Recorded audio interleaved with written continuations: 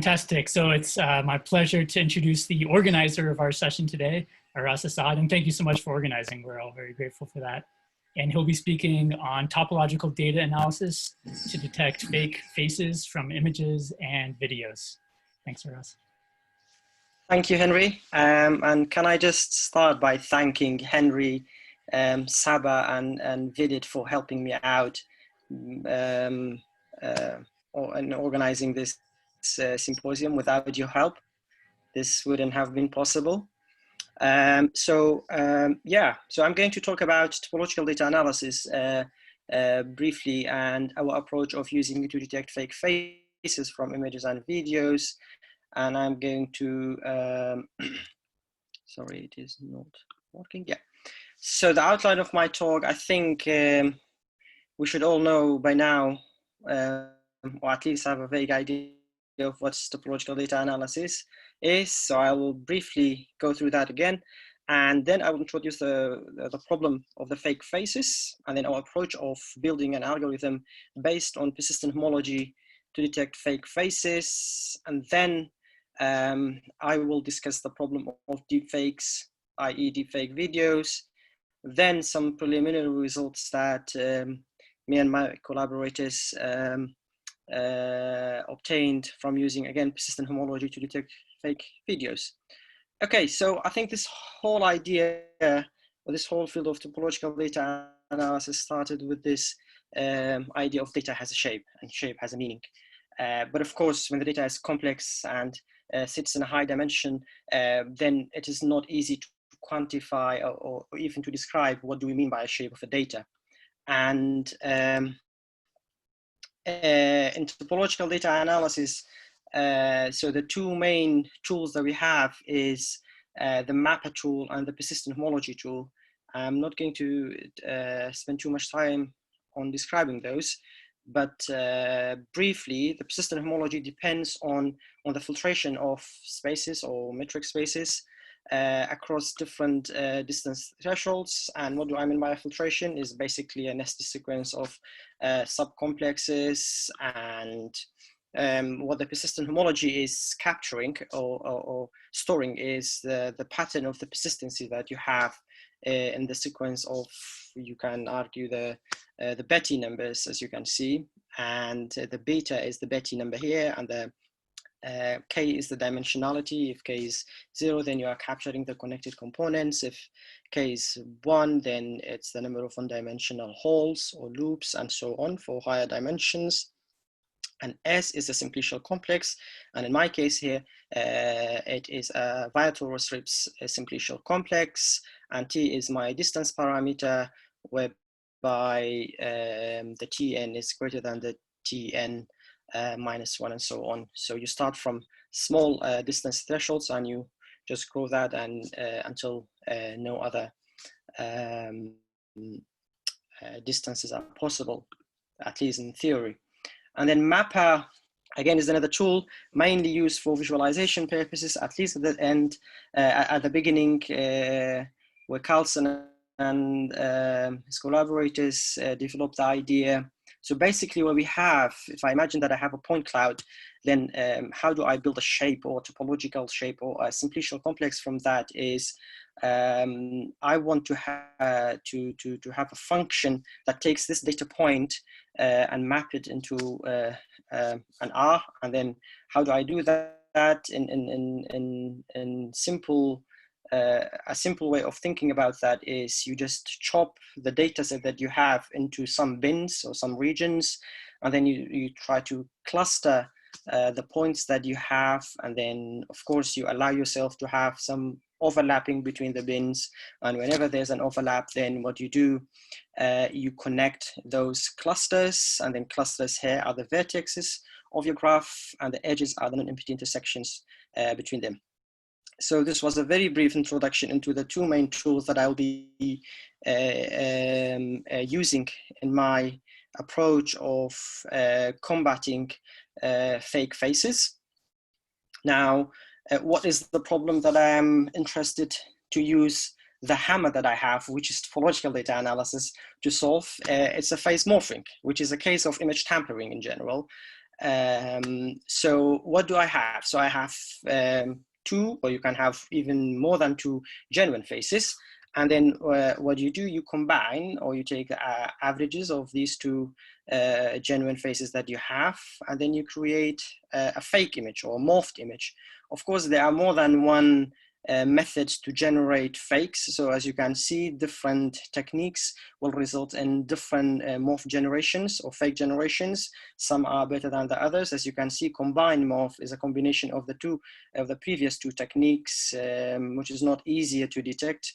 And then you have splicing morph and complete morph. And I have highlighted the ghosting artifacts that you have in the complete morph. Splicing, again, you have this problem, and the combined morph. So what is happening here is, so when you morph the two faces, of course, at the end of the morphing pipeline, you just crop out the frontal face of the morphed image, and then you superimpose it into one of the original images, and you get an image like that. Now, why is this a problem? It has been shown that you can have a fake passport using these fake images. And the problem with this fake passports, it bypasses all the security checks in the airports. You can have a fake driving license. Hackers claim that they can defeat even the iPhone X Face ID authentication using a fake image or morphed image. And so on. And then there's already enough literature in the face morphing community confirming that these morphed images, as I said, can bypass all security checks, humans, and automatic face recognition systems. Now, if I dedicate 5 seconds of my time just to make a small test, so just to show you what the security officers and the border controls will be facing at when they have a fake image. So now you have a collection of images, okay? So just think about it. Can you just identify which one of those is a fake image and which one is a genuine image? So I'm going to give you 2 clues. There are more than one genuine image, and there are more than one fake image in those. And then you can see it's not straightforward to spot which one is fake. Anyone makes a guess which one is fake, which one is genuine? I'm not going to say that. I just... I think, Sabah, you are not allowed. I would say the one of the in the bottom corner, bottom left corner, the ears look funny, a bit pointy. Yeah, okay.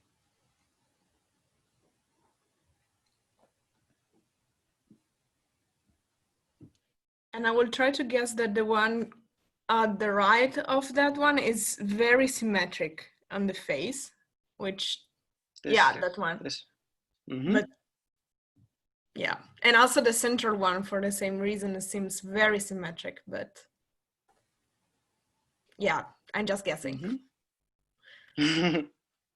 Okay, so I think the answers are correct. However, so the first one, the fake, has nothing to do with the ears. So the fake only happens in the frontal face. So if I reveal the answers, so these are the fake ones, and the rest of the 4 are genuine images. Now, as I said, so there has been research conducted to test the performance of the security officers as well as the face recognition systems, and they are both vulnerable on these attacks. Now, okay, what is our proposal on using topological data analysis to detect these fakes? So our approach is based on texture landmarks. And how are we going to do that? So basically, I'm going to extract some landmarks from the image, which and these choices are not random. And then from these landmarks, I will have a point cloud, which is coming from an image, and then I will build my filtration on that, consequently my persistent barcodes, and then featuring the persistent barcodes and feeding it into a classifier. Okay, but then how do you do that? So the method, I think Sabah mentioned briefly one of the methods, which is known as a local binary pattern. So local binary pattern is a well-known technique in computer vision that people use it for different purposes. In particular, we use the uniform local binary patterns, where these binary patterns that I have no more than 2 circular transitions in their binary representation. What do I mean by a binary representation? So if I have a face image like that, so I take a 3x3 patch, any 3x3 patch in that image, and these are the pixel values that I have. Then what I do, then I apply this LBP method, which is these two straightforward equations. What these saying is, so you compare the central pixel with its 8 neighbors. If the neighbor is greater than or equal to the center, then you put 1. Otherwise, you put 0. Okay. So then you have, so you can see 8 is greater than 7, you put 1. This is greater than that, you put 1. Greater than or equal to that, you put 1. Otherwise, you put 0. So now you have a binary representation. You are not allowed to have more than 2 circular transitions between 1 and 0. So if I start, when I say circular, if you start from here, so you go, there's no changes between the ones, then there's one change. And then when I go back to my position that I started, there's another change. So there's 2 circular transitions. So this is one of the binary, one of the uniform LBP points. It satisfies my condition. Then the center of that patch will be one of my landmarks. I'll repeat this process throughout the image. And then whenever I have this condition satisfied, then I will select that. Now, of course, what am I going to get? So if I look at this one, let's say for this particular rotation and geometry, so these are the points or the pixel values that satisfy this condition. Then what you do, just count the Euclidean distance between the points that you have, and then based on the threshold or this distance matrix, we feed it into a RIPSA or any other software. Then you have a sequence of filtered simplicial complexes, okay? And this is your persistent homology, or this is your filtered simplicial complex. Now, of course, is this the only one? No, of course, we have developed other methods, other techniques called center symmetric LBP, where again, when you selected this patch, you just apply this condition. If it satisfies, then the center of that patch will be one of your pixels, one of your landmarks to build your topology. Other techniques are radial LBP, and so on. So once I have this, so I'm going to focus on that a little bit. So this geometry, so you have 58, you have in total 58 options to select landmarks to build your topology. In other words, in one image that I have, I can build 58 different persistent barcodes from the same image, okay? And of course, so there's one, so if I look at the first one, so you have 1 ones in the binary representation. When I say rotations, sometimes this one is not in that position, it might be here. So you have different rotations, it might be there, and so on. So you have 8 rotations, and in terms of the geometry or the groups, you have 7 groups. We are excluding these 2 because experimentally we have we came to a conclusion that they may not provide sufficient information. And these groups, again, from previous computer vision works, we know that these are corresponding to different types of textures. For example, this group gives you line ends and face images. These are corners and natural images, edges, and so on. Now, how am I going to featureize the space of the persistent barcodes once I generated them using this approach? So if I imagine that I have a persistent barcode dimension 0 and 1, so what I do, the first approach is known as a binning, whereby you just slice the space of your persistent barcode at each distance or a scale that you choose. So for example, so you say at my scale starts from 1, goes all the way to 20 or 30. And then you count how many bars do you have, and this is your feature vector in dimension 0. Of course, you apply the same thing in dimension 1, and this is the dimension 1. The second approach, which I'm going to use it for the fake video detection, is known as the statistics. You simply just compute the statistics from the dimension 0 and dimension 1 of your persistent barcodes. And these are some of the statistics that we use. Of course, these are not all the statistics one can compute, but at least for our purposes is sufficient. Now, the experiments and the results for the morphing. So LBP-based TDA. So we have used two databases to check the performance of our way of building topology from face images, which are known as Utrecht and London dataset. And these are the number of images that you have, a print scan scenario. We came to a conclusion that among the two datasets that we used, the London the Utrecht dataset, we are doing very well. On the print scanned ones, we are doing all right.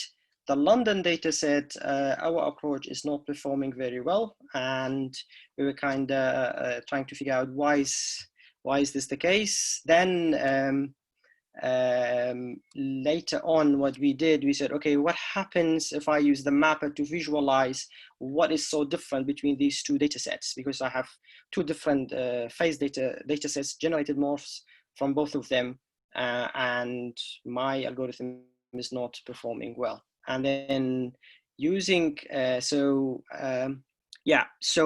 looking at the details of constructing these two data sets, we found out there are significant variations in ethnic gender diversity between the participants or the faces in the two data sets. But of course, we wanted to use a tool from TDA to dig more into that. So we used Mapper, and it turned out the two data sets are very like, they are not similar in terms of the topological informations that we constructed, as you can see here. So the one at the top, these are Utrecht genuine faces without any fake, and these are the London ones. Now, of course, when you generate faces from this data set, the fake images again would be closer into that, and from the London data set would be the same. So that is why we have this sort of discrepancy between the two data sets. So these are the mapper parameters that I have used to generate these two graphs. So later on, of course, the results I presented was for the LBP-based TDA. We later on used a radial LBP-based TDA, and we improved the results that we have to 86% accuracy, and these are the errors in the classification that I'm getting. And by the way, these are all, until now, these are all binning approach that I used to featureize the space of the persistent barcodes and KNN classifier. Now, moving on to now of course, if you want to, I have results that goes beyond that using other types of landmarks and classifiers. You can check my PhD thesis, and this is the link here, freely available. You can explore, and feel free to ask me questions if you have in this direction. Then another question came up at the end of my PhD, was the problem of deepfake videos. And so what is a deepfake video, and why is it a problem again? So an example of a deepfake video is something like this.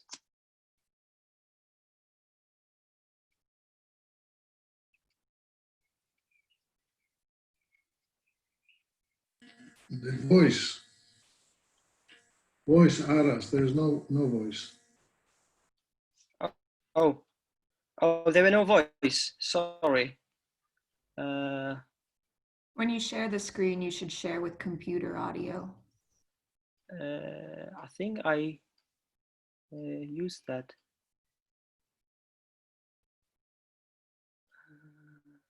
Audio setting.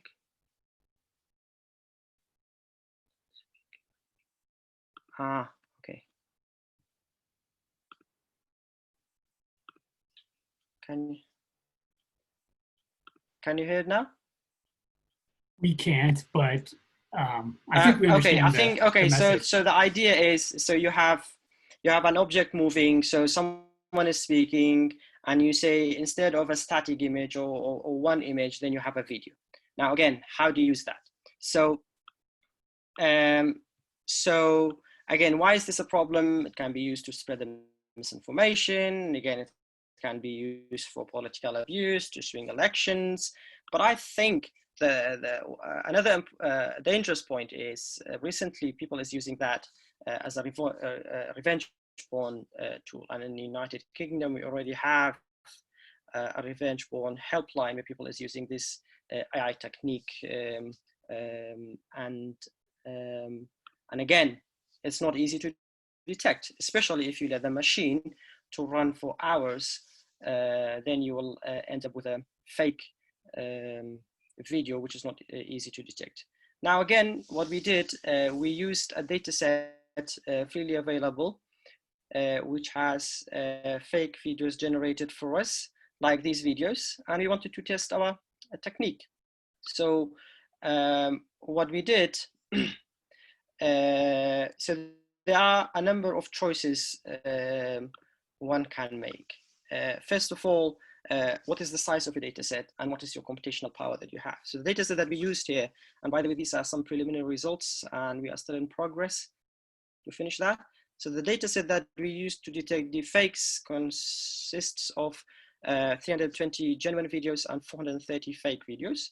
What we did, we extracted 50 frames following this process, we resized them, and then, of course, we detected and cropped the frontal face automatically because this is where the fake happens. And then once we have the frontal face, then what we do, select landmark points using any of the techniques that I mentioned.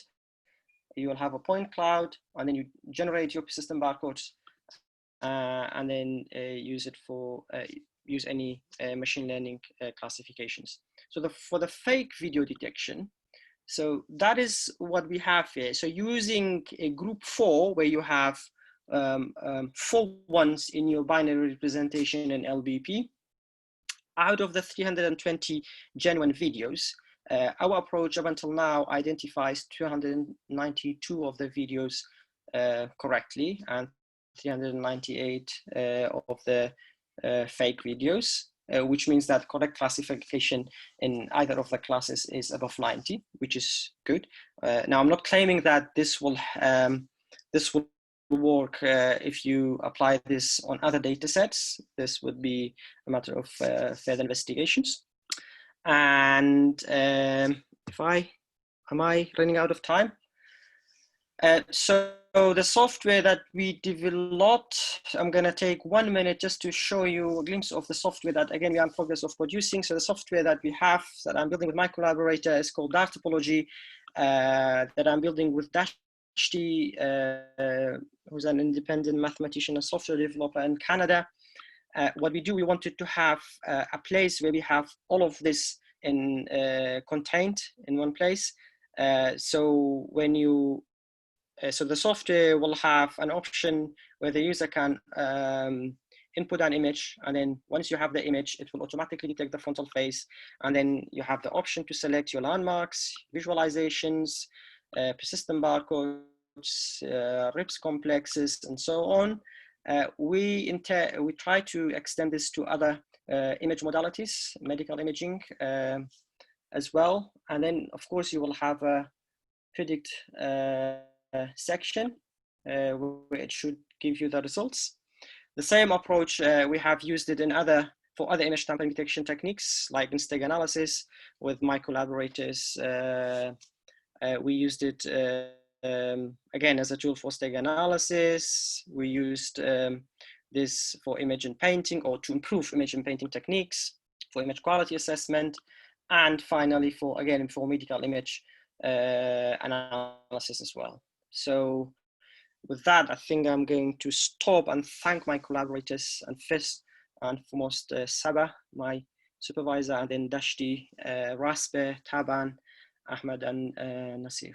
Thank you. Thank you very much, Aras, for the fantastic talk. Let's please unmute ourselves briefly and applaud for Aras.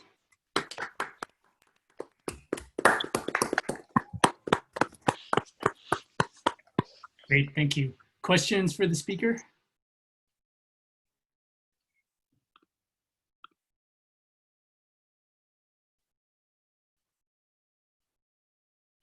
I was wondering, besides images and videos, have you thought about merging other objects? So graphs or data sets or other types of...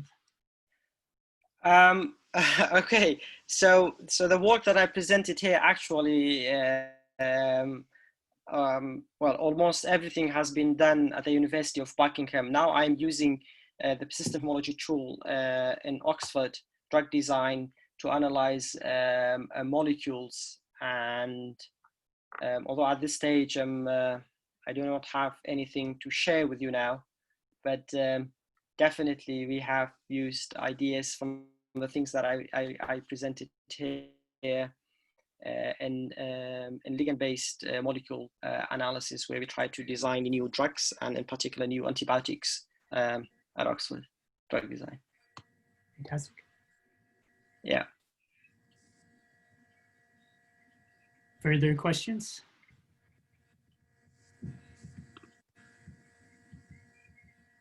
So, hi, Aras. It's Stuart from Newcastle. Hi, Stuart. I have a question. Maybe this goes back to something that Henry was talking about in his talk earlier. But so, your example demonstrated that human beings find it very difficult to globally separate the face features. Do you have any intuition from your method?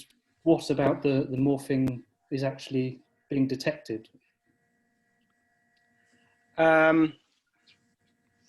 Okay, so if I understood your question well, so when you look at any of those images, okay, so morphing changes local information or tiny textures in those faces. Maybe sometimes globally as well. But as I said, so if I look at this, the image in the middle, apart from, you can argue there's a similarity between the two halves of the faces, there's hardly any sort of artifacts that you can detect. Now, building those sort of landmarks from that image, so what Sabah and I is coming to a conclusion is that it detects, or you will be able to see the difference in the spatial distribution of those landmarks using persistent homology that is not easy to be detected by the human eye. So if, I don't know whether that is somehow helping in responding your question. He gave you a thumbs up. Oh, okay. Yeah. All right, well, maybe in the interest of time, we'll postpone further questions to the chat window, or you can